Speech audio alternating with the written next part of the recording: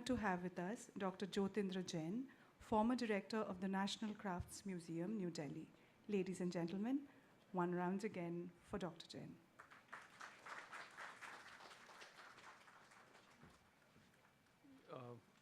Can we remove this?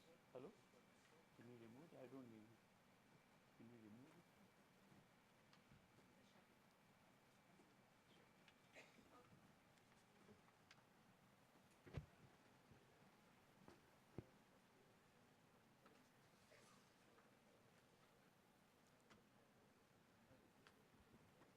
Can you remove this from here? It is slipping down. Or it remains. Okay. Yeah. Thank you.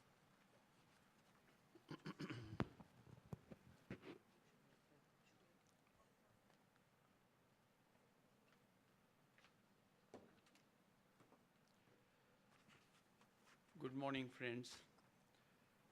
It is such an honor for me to be here and would like to start my presentation by thanking Darshanji. I cannot imagine the scale on which you work. We live in Delhi. I worked for many years in the Ministry of Textiles and was director of Crafts Museum. We have all the money, all the backing, government, supposedly, but never I remember that even once we had an event of this kind, this scale, and this quality that you have put together, and also for years together work. I know 5 years ago you started to also talk to me and others. Is unimaginable for us that why should Delhi not be able to do this? All the resources, monetary, government support, everything, it has not happened. And thank you so much for doing this, and thanks for your invitation to me, my friend.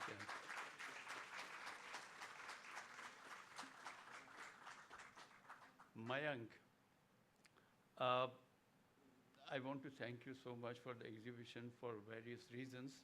One is that I saw the exhibition, and the narrative that you have built is very different, the way you have curated.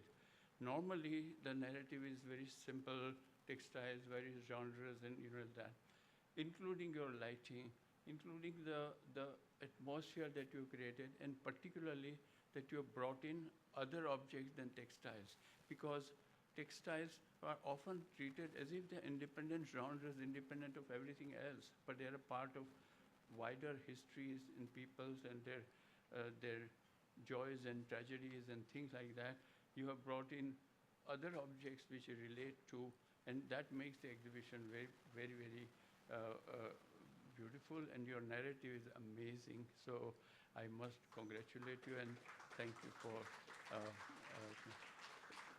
you've done also very beautiful lighting, which creates an atmosphere, and at the same time, it taking care of conservation aspect of things. So thanks for doing this too. Okay. Since the other esteemed speakers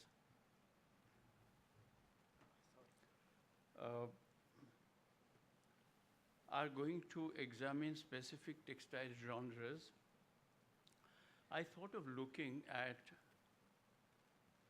the broader setting of global economic, political, and social, societal ramifications ensuing from the cultivation, processing, and trade of cotton, indigo, and opium. I know you're all wondering about opium. Why opium? I'll tell you. So cotton, indigo, and opium, all three, first of all, connected with Bengal presidency, what it was once upon a time. All three have connections with certain kind of aesthetics, certain kind of trade, reaching out, commodities moving across oceans and things like that, and economic and other dimensions. So all three I want to take together. Individually, I will talk about their implication, economic, political, and societal, as I said.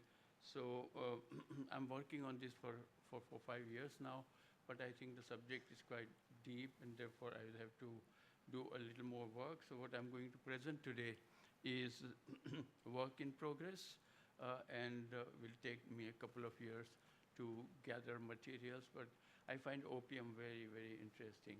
And its histories and porcelain and how the aesthetic of porcelain got into textiles, or how the trade in opium had brought certain textile genres to Bombay, particularly Parsi community and things. So all this needs to be worked upon. I have, at the moment, I want to draw your attention to some publications. Some of you know the classic like Empire of Cotton by Sven Beckert, an extraordinary book that most of you know is a classic. But one wonderful book that I've depended on and has inspired me a lot is something called What Color is the Sacred? I don't know if you know this book by Michael Taussig, was a Columbia University professor. Extraordinary book. It changed my thinking in life with regard to textiles and trade and things. It is by Michael Taussig, T-A-U-S-I-G. That's an extraordinary book. Then, of course, there is a thing called Opium City by Amar Farooqui.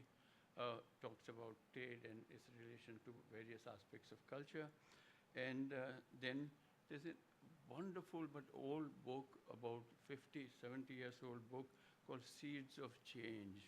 It is by Henry Hobhouse. I suggest that you look at it whenever you find a copy. Henry Hobhouse, Seeds of Change. How these three plants change the world. And there is something called Global Blue by Pierre-Paul Darac. This has something to do with French espionage on the British cultivation of indigo in Bengal and Bihar region. So I have depended much on these sources. So when I speak, I may not all the time refer to them again and again, but when I publish, yes, of course. Now, I'm going to take some time to because I'm taking 3 lectures in one. So I'll read partially and show you images, and at the same time we can. Okay, before the end of the 15th century, Indian cotton fabric was exported to Europe via the Arabian Sea and land route through a chain of cultivators, agents, and traders. With the discovery of India through the sea route by Vasco da Gama at the end of the 15th century, Europeans began to have direct access to Indian cotton goods. As observed by Sven Beckert, as I mentioned, this book is an extraordinary book. If you have not known it, read it, your lives will change with regard to cotton and textile generally in India. As observed by Sven Beckert, as early as 1621, the East India Company imported an estimated 50,000 pieces of cotton goods into ready-made cotton goods woven into Britain, whereas by 1766, that cotton cloth constituted more than 75% of its total exports. So huge ready, not raw material, but really woven and finished fabric was exported to Britain by the East India Company that time. How many of us would know that the Indian cottons were at the center of the British slave trade from Africa? It's an amazing factor which also several authors have mentioned, which I mentioned to you now. Most of the Indian calicos were banned in the UK to protect their wool and linen weavers by the Calico Act of 1700. As such, the Indian calicos were directly exported from the UK to Africa, where the British merchants bought slaves in exchange of Indian textiles. This part of history has now started to become known, but not many people who work in Indian textile know that Indian textiles had played such a big role. And it has something to do with color bias and something to do with chromophobia in the West. We'll come to that. You can have at the same time look at it. These are captions, so all the time I'll not draw your attention to that. On this issue, Beckert first observes further observes the deportation of millions of African slaves to Americas in exchange of Indian cotton created pressure to secure more cotton cloth from India, as Africans preferred cloth made in India with the label made in India. European traders even exported cloth made in Europe in imitation of Indian cloth under the Indian names. This is also mentioned by Becker. And an important fact about ready-made Indian textiles before the rise of Manchester and Glasgow and other places. It may be noted that the European re-export of colorful Indian textiles to Africa, again, it may be noted that the European re-export of colorful Indian textiles to Africa also had a racial dimension, color and raciality. You know, colorful textile meaning the other world, muted and gray, blue, white, is another culture. So there are these color biases, namely the Western fear of color, a kind of chromophobia, that colorful means the other. So this othering of the other by color was an important factor as agents of ethnic otherness. The colorful Indian cotton textiles served as agency for social discrimination as observed by the German thinker Johann Wolfgang Goethe, Goethe, the famous thinker and writer. Goethe says, note this, Goethe says, man in the state of nature, uncivilized nations and children have a great fondness for colors in their utmost brightness. So you see how social segregation, taste, color. So textiles can become such a defining factor in. Okay, next please. Can I have some water? Yeah. Thank you. Tables turned.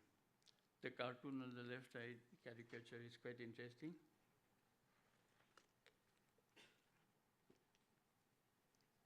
Slave labor employed globally in cultivation and processing of cotton, coupled with the invention of cotton processing and weaving machinery during the Industrial Revolution, led to the colossal industrialized production of cotton cloth in Lancashire.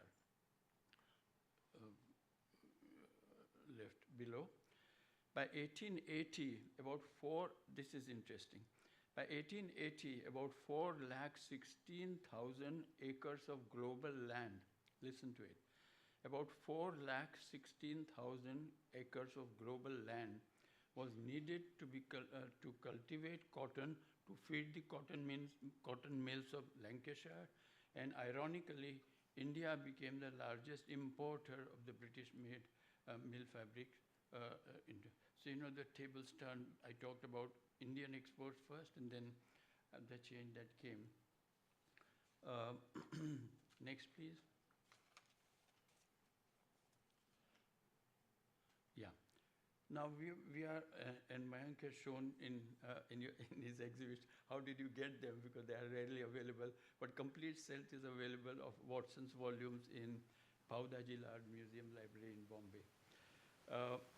Textile manufacturers nearby John Forbes Watson, this 18-volume classic. First I heard about this was from Gira Sarabhai in Ahmedabad when I used to work there with Calico.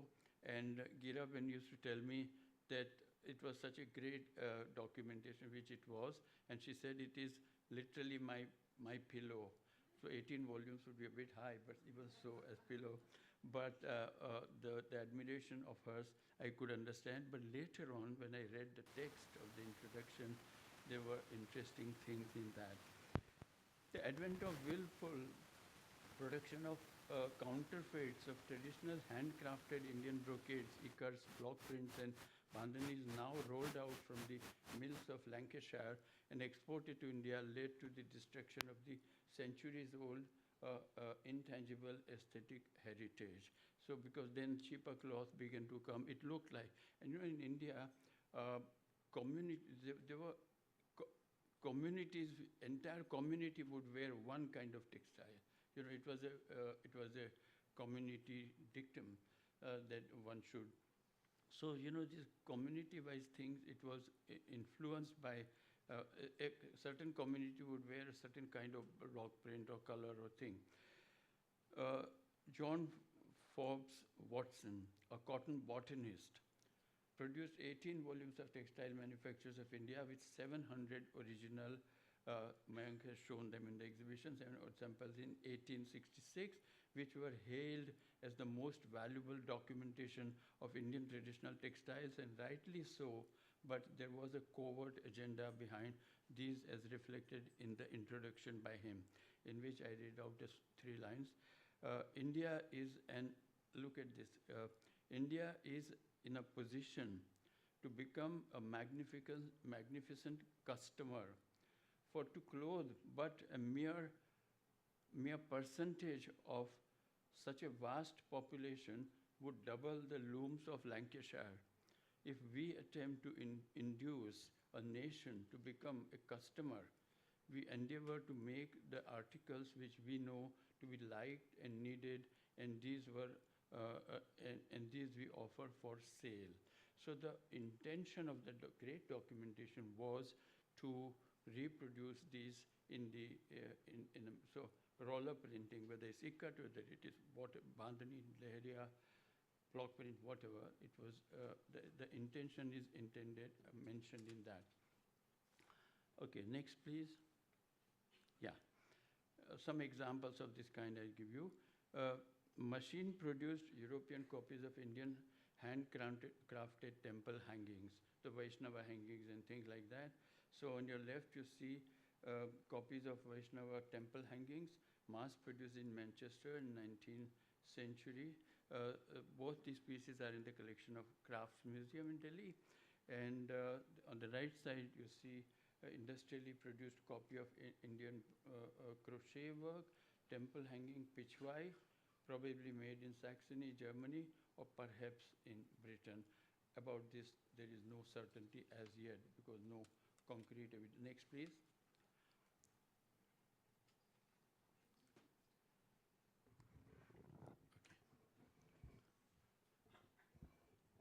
Okay. Yeah.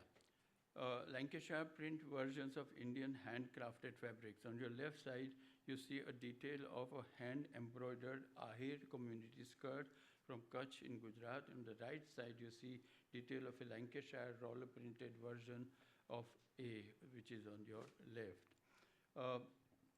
This kind of very fine chain stitch work of the Ahir embroidery and whole kind of loss of human contiguity, making, you know, that becomes apparent, and somehow or the other, people who patronized this lost that vision and remained a superficial visuality that, oh, it's the kind that our community should wear. Because Ahir would wear a certain kind, Rabaris would wear a certain kind. So the community, then even not only they lost the technique and things of doing and the aesthetic, but they even lost the vision through the new influx of the thing. And you know, bottom you can see. Next, please.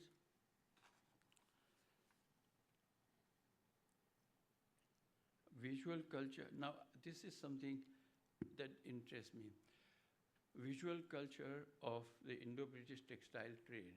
What happened, and we ignored for years, that when the bales of textiles used to come to India from UK, or samples or swatches, and Mayank has shown a couple of swatches over there. These had pasted labels on them, and nobody paid attention in any kind of serious research to these labels, but this turned out to be so important that entire new fashion that came into India, how, for example, the sari, modern sari that most of you are wearing today, is actually a translation of a gown, European gown. So how did, and what was the visual reference that they got, Indians got? Puffed blouse sleeve or sleeveless, or also, except albums of family photography from Bengal, to some extent Bombay, except that, what did we have as a reference from which the sari got altered into a kind of gown? Because Indians never wore a blouse, never wore a petticoat. So how this transformation happened, for that the only source, the visual source, are these mill labels. And I'll show you more of that now. The story of one of the byproducts of the Indo-British cotton trade, the massive explosion of visual culture arising out of its fiercely competitive publicity campaigns comprising manufacturers and traders' product labels and trademarks, calendars and advertisements, and its powerful impact on the Indian society remains largely untold. This played such a label. I went to Shekhawati, where the painting Havelis are there.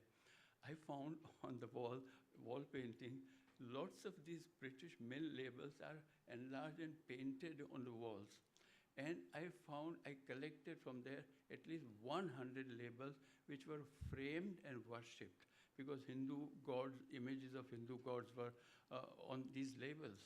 So one side, transformation of religion that happened, and on the other side, complete transformation of fashion. Now, fashion histories, when we write in India, we start with Indian sculpture, miniature painting, and jump to present. But what about that period in middle where we got into modern, this modernity, the Western modernity or colonial modernity, how that influenced? The only reference that we find are these labels, and there were hundreds, So even I had 150 of these, and here you can see the family values, of 19th century. Then in the middle right, you see that Bengali Babu with his dhoti. So the dhoti was sort of directly taken from Kalighat painting, and swatch folders and things, gods and goddesses. We'll see more of that. I'm hurrying up because there's a lot to deal with. Next, please. The visual publicity material of Lancashire textile goods, use of Hindu religious imagery and of royal British endorsements. The European mills and their agents began to paste attractive multichrome labels on the bales and the swatches of textiles exported to India, having images of Hindu gods and goddesses endorsing their products. Because people used to, when they go and buy a cloth, they would request the shopkeeper that I bought 20 meters of cloth, please give me one label. And all this framed and worshipped in Shekhawati, where even vermilion is put on the glass, and I have some of that when I collected. So we became some kind of label worshippers that time, because who had a visual thing in their own hands except the miniature painting and the royalty and things like that? But ordinary people, for the first time, they had an image of their god in their own hands. So this was a major societal religious transformation. These labels boosted marketing of their cloth as they became collectibles and objects of domestic worship. This also democratized access to Hindu deities, because everybody didn't have access to Hindu deities. They couldn't even touch, they couldn't even enter the temple. So now suddenly, a transformation through textiles, don't forget. Across the caste line, no priestly services were required to consecrate an image, because Hindu images were consecrated by priestly class. So the caste structures were also loosening because of that. This new explosion of the visual imagery also influenced the sartorial norms of personal and social identities, ushering in modern fashion and aspirations, while also giving a push to the Swadeshi movement. So right up to Swadeshi movement, these labels play, because Indian mills then began to produce countering the British label imagery. And therefore, Bharat Mata and etc. came. I'm coming to that slowly. And then there are here, you saw below, you see the British royal family portraits. I remember when I used to do, I'm an anthropologist basically, I used to do work in tribal areas in Rajasthan, Madhya Pradesh. I remember wherever I went, tribal areas, women were wearing necklaces made of British silver coins. So I asked them, even much after independence, that why do you have these coins? So that they said that the silver standards of the British were reliable, whereas Indian silver, we don't know whether it's really silver. So that credibility, that credibility was used by pasting these labels on the right side, extreme right side, in that label, Queen Victoria with a baby, and the baby is India.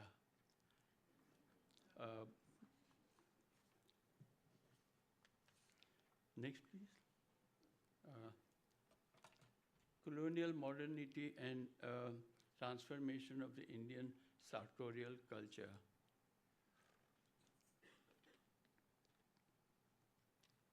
Revival of tradition as modernity, which had both aesthetic and nationalist connotations, led to several experimentations with the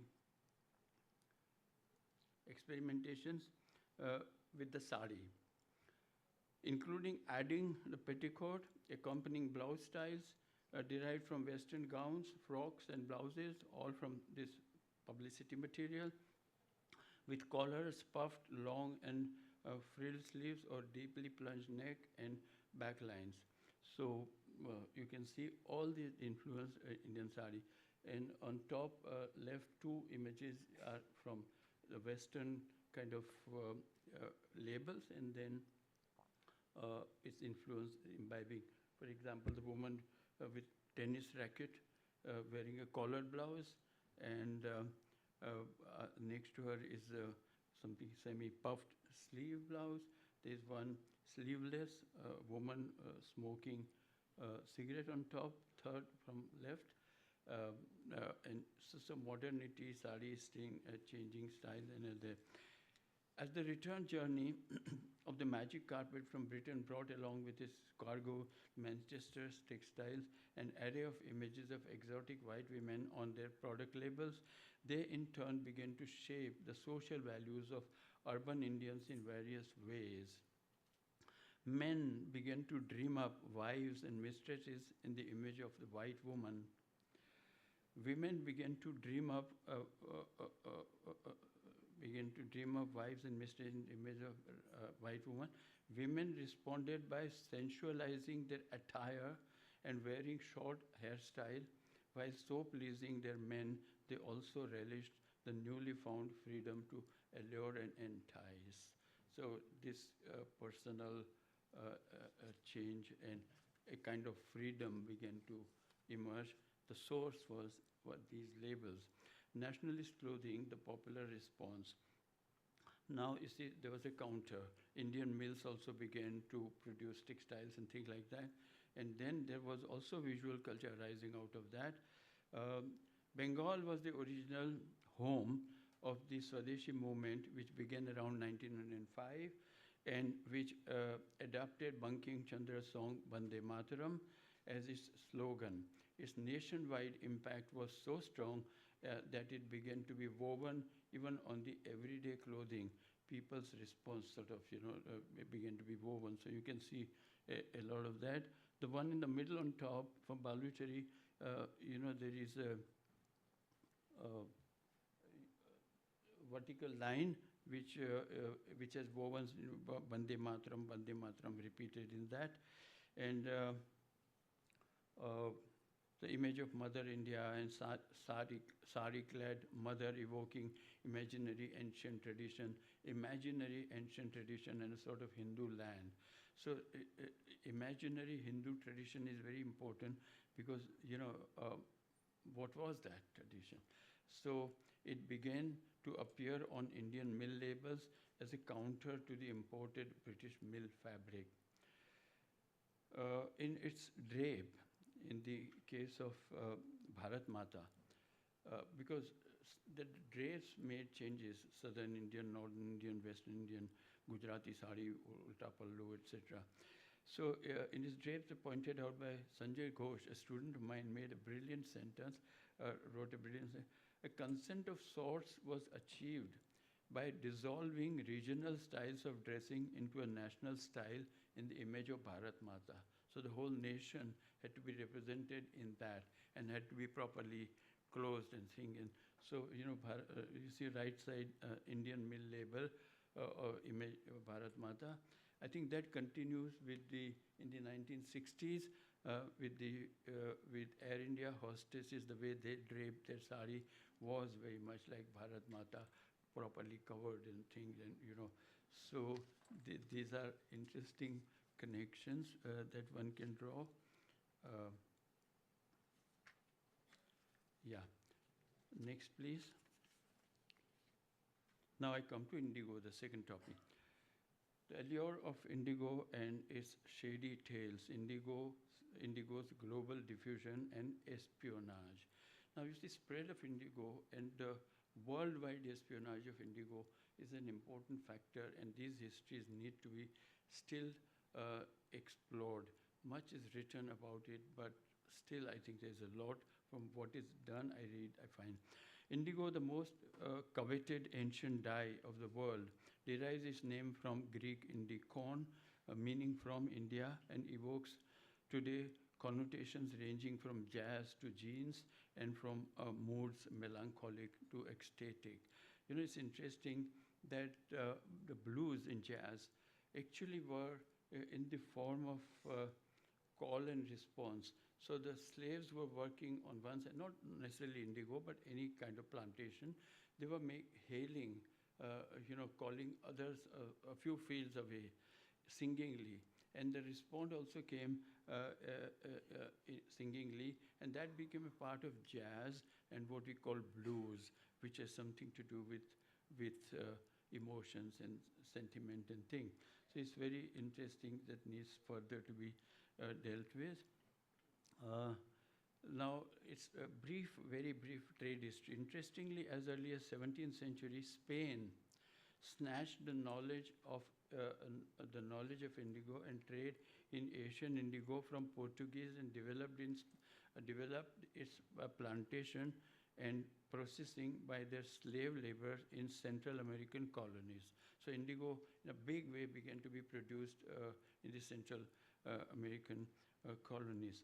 Through their success, they cornered most of the Western European indigo market, marginalizing the British. So what did the British do? They turned to India. I'll come to that later for plantation of indigo. Espionage of indigo. In 2006, I was working in the British Library, and wonderful library, it's so helpful. So before I went for my lunch, I told the person at the desk that whatever material you have on indigo, could you please give me? I went for lunch and I came back. There were a couple of books, but then I found a file, extremely beautifully handwritten, 45 pages. It was in French, so I couldn't follow anything. But there was somebody had written a typewritten note was placed in it. And the note said that this was documentation of French. They had an interest in developing indigo in their African colonies with the climatic reasons. So the whole note was prepared, and it was the kind of espionage on the British cultivation and plantation of indigo and making of indigo processing in Bengal, partly Bihar. So this document interested me a lot. And I tried to find out how to, I could have, of course, they allowed me to, so beautiful handwritten, and but I could not, so I photocopied, they allowed me. And then I was looking for, after a year or so, I found out that a Hollander had translated that into English and had published from Bangladesh in a book, and it was called Global Blue. And in that, he had published a translation of that entire translation of that thing. So, notably around 1820, the French government engaged itself in espionage of the British cultivation and processing of indigo in Bengal, with the objective of its production in their African colonies. Flourishing indigo espionage was at the basis of its global proliferation. I told you from the Spanish to the Portuguese took, and like that, from the British, the French took and thing. Eventually, the Central American indigo production began to decline on account of farmers replacing indigo by other cash crops like coffee, sugar, cotton, and tobacco. This is very important. It doesn't concern us so much in India, and therefore we don't pay attention. But coffee, sugar, and tobacco particularly, these are new cash crops, and that started to replace indigo cultivation, combined with frequent slave revolts that used to be, and therefore that led to problems for growing of indigo there. So what did the British do? They were marginalized by vast Southern and Central American indigo production. Next, please. Yeah. So indigo is homecoming to Bengal. At this juncture,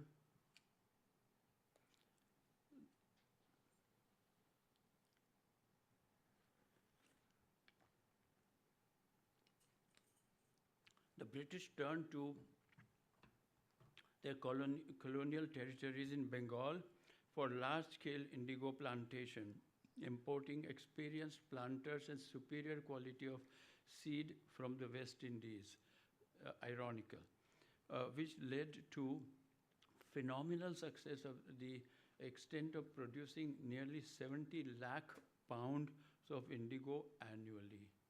70 lakh, 1 lakh is 100,000. 70 lakh pounds of indigo annually. This was cultivated on nearly 1 million acres of land and processed in about 2,000 British company-owned factories in Bihar and Bengal.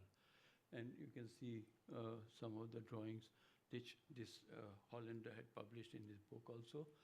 And initially, they were very village-like small thing, but later on, the dimension became very industrial. Okay. There are many more drawings he has reproduced. Next, please. Luminous indigo and its darker sides, the tragedy of the Bengal farmers. I have 2 volumes which were published end of 19th century called Indigo Papers. These are, I saw in a bookshop in front of the British Museum, and I was so enamored by the title because Indigo Papers, huge volume. They told me that time, 20 years ago, 600 pounds, which I couldn't afford, so I went away. Later on, I told a British friend of mine, a very renowned photo historian, that book. Next time when he came to India, my house, holding this volume, shaking, he said, "This is my gift to you."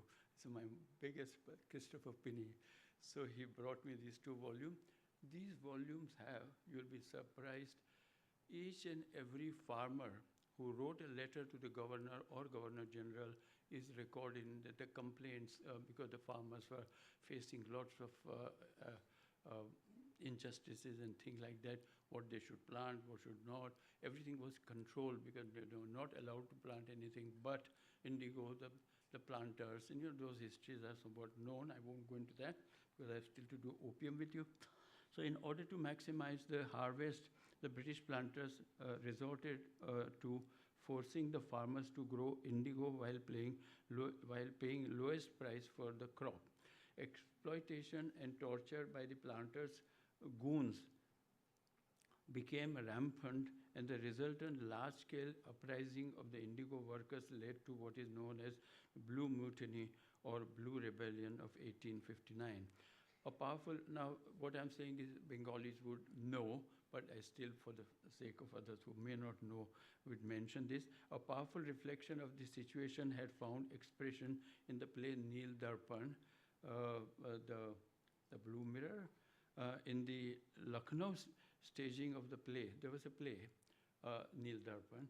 It was staged in Bengal. Nobody noticed whatever, but it went unnoticed. But in the Lucknow staging in 1875, when the scene of an English planter attempting to rape a peasant woman, there was a commotion and protest by the European spectators. Because when that scene came, this was an accusation in the play. So the play was then cancelled by the magistrate, and troupe was asked to leave Lucknow. The then Viceroy Lord Northbrook legislated the notorious Dramatic Performances Controls Act in 1876. So this first time related to indigo, look what happened. But more important, for keeping control over the construed seditious theatre practices in India. But astonishingly, the act is still valid in India today, of course, with amendments, but in some states even more stringent.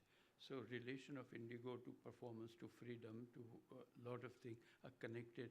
So I'm talking about these aspects related to textiles. Besides the horrors of its cultivation, processing indigo in the British factories was immensely hazardous, as observed by the 17th century French traveler Jean-Baptiste Tavernier. He says, the workers who worked at this for 8 or 10 days would spit blue for some time after work. An egg, I don't know whether it's exaggeration or not, but one should try out putting an egg near but anyway, we don't have natural indigo anymore, so how to do this experiment? An egg placed near a person working an indigo vat would, at the end of one day, to be found altogether blue inside. We don't know this, but even if it's an exaggeration, its effects were bad. Next, please. The end of natural indigo. This is quite interesting. Towards the closing years of the 19th century, German chemist Adolf von Baeyer, it's not the present day you see Bayer medicine, it's not that, it's another chemist, Baeyer, very well-known chemist. German chemist Adolf von Baeyer succeeded in synthesizing indigo. Interestingly, in a letter, you see I have reproduced that letter here in German. I found it in a library in Berlin. Baeyer succeeded in synthesizing indigo. Interestingly, in a letter of invitation to a friend and co-scientist, Caro, to attend a function for unveiling a statue of the famed chemist Justus von Liebig. There's this university also, Liebig. So he invited him. And what Bayer wrote to him to ask him to come to the in unveiling of the statue, he wrote, the unveiling will take place at 11 o'clock on August 6th. The ties and tails are necessary, but no other formalities, full point, indigo is. So this formula is also mentioned there, and I've shown there. This little thing, which he over decades worked, he synthesized indigo, and that's the formula. After that, while India was still exporting annually about 8 million kilograms of indigo, the fate of this natural dye was already sealed with its synthesization in 1889 in Germany. Now, all indigo dye that we get today is technically synthetic, even if you have VAT and the whole process like in the natural indigo. Okay, then I come to the third thing, opium, the black gold.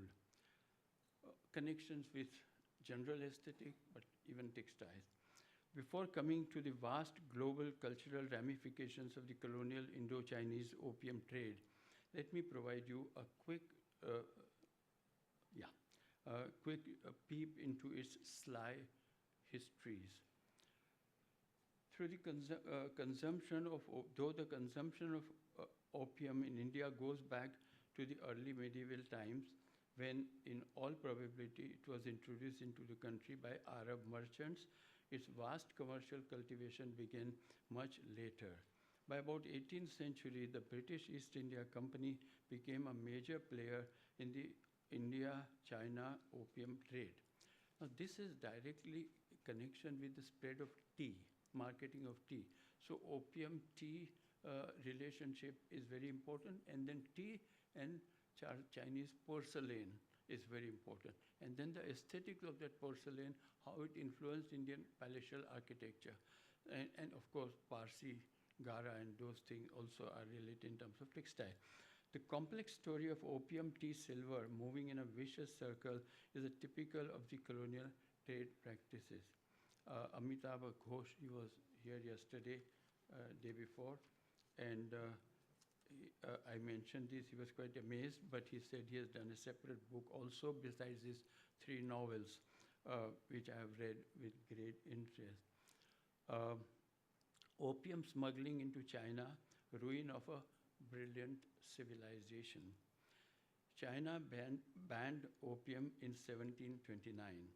Ignoring the ban, the British East India Company, who had begun trade-scale opium production in Bihar and Bengal, employing nearly 1 million men, women, and children, exported 1,500 tons of the drug to China by 1830s per annum, the value of which would be $1 billion a year in today's money. As observed by Henry Hobhouse, the doping up of the Chinese population with opium demolished the material treasures of China, and dispersed it all over the world, museums of the world. 18th century was Europe's era of enlightenment. So enlightenment could gulp a lot of other things along with it, while also eradicating the Chinese tradition of craft and design, turning them into copiers and coolies. Because they were all, as you can see here, they were huddled like this, and they're eating rats and mice. And on the right side, of course, a kind of contrasting, overly done perhaps, but this is what happened to the Chinese. And it was that time a lot of Chinese goods went to European museums. Next, please. The answer was opium.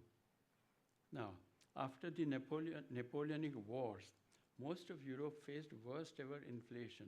The tea imports from China, Britain's greatest commercial asset, began to face a disaster as the Chinese had no value for European paper money. They accepted only gold, silver, or copper. An answer had to be found to pay the Chinese. That answer was opium, which had been the East India Company's monopoly in India since 1758. The East India Company's bland hypocrisy began here. Each season, the entire opium stock was you see the stock you see on the right side, kind of stock. How opium comes is from that bulbous thing, they put cuts and it oozes. So little bit of opium comes out of every bulb. So imagine that quantity, which I mentioned just now, to produce that and to market and to send to China, and China had banned, so it had to be smuggled. The East India Company's hypocrisy began here. Each season, the entire opium stock was cornered and auctioned in Calcutta by the company, after which the company surreptitiously abstained from its direct trade with China, because it was banned, and the ban was recognized in Britain officially. So they did not themselves undertake this. On the face of it, the opium stock was bought by the indigenous merchants who traded it in China in return of Chinese silver coins, which were then sold by the merchants to the company in India. The Chinese silver was then sent to London and later handed over to company's agents leaving Port of London for Canton for buying tea over there.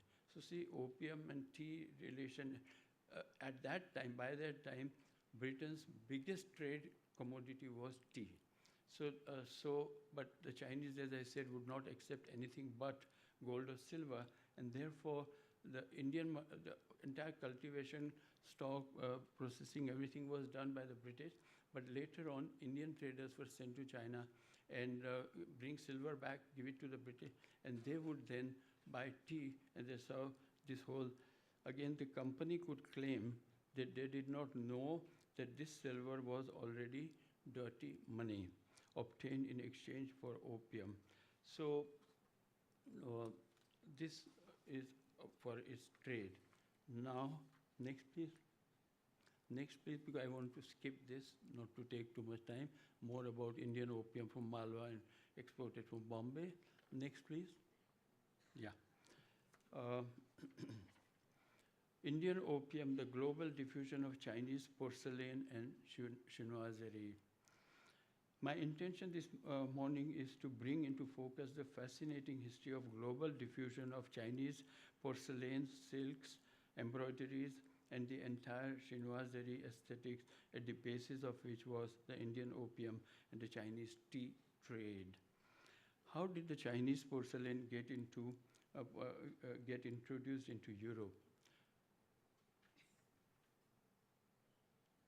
That opium. No, I think it's fine. Long distance voyage by the cargo ships in the 17th, 18th centuries needed a stabilize the ship's balance by carrying any heavy material such as sand or sand in its bilge to stabilize the ship. Until then, either stone or sand was put in the ship at the bottom.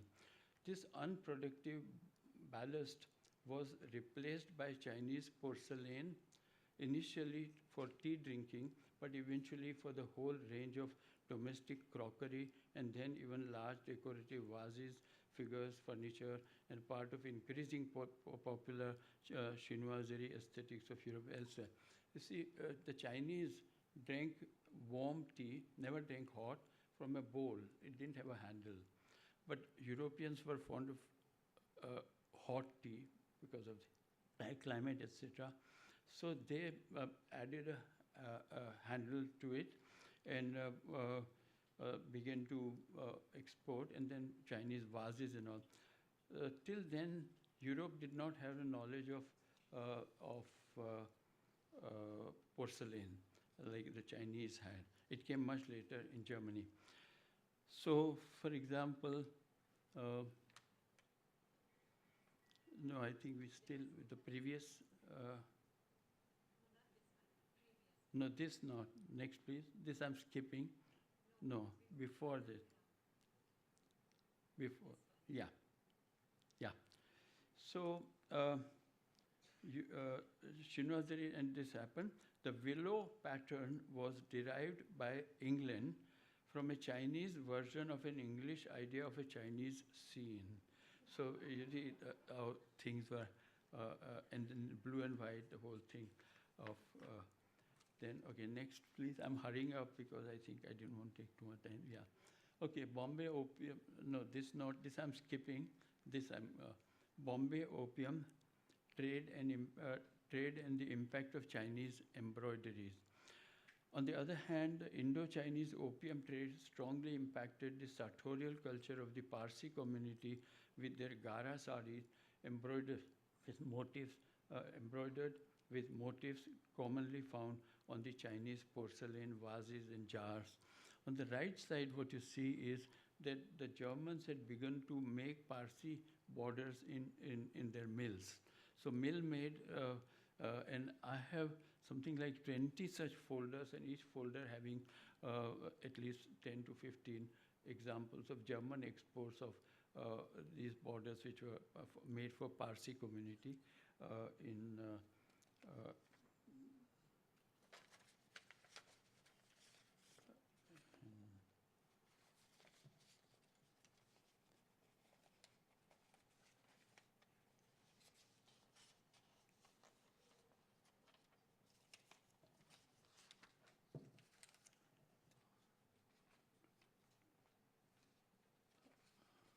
I think I mixed up all. Yeah, okay. Next, please. Yeah.